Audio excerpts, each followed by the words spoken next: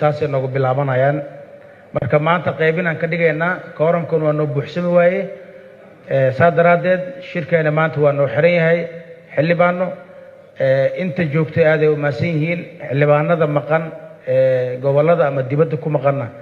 inay shaqada u soo xaroodaan waaye xogeynta in la qaybiyaan filayay ha la qaybiyo sharciga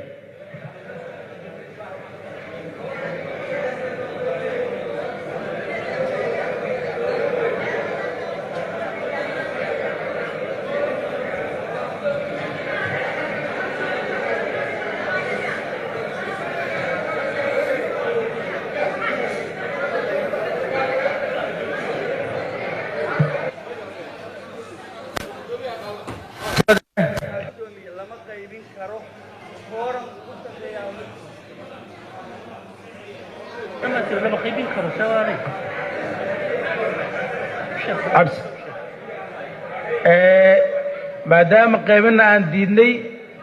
kooramkan uu buuxsami waaye qodobka 86aad intii kooram laga helaayo ma la qaybinayo maalinta arbacadana isku imaano shirka waa xireen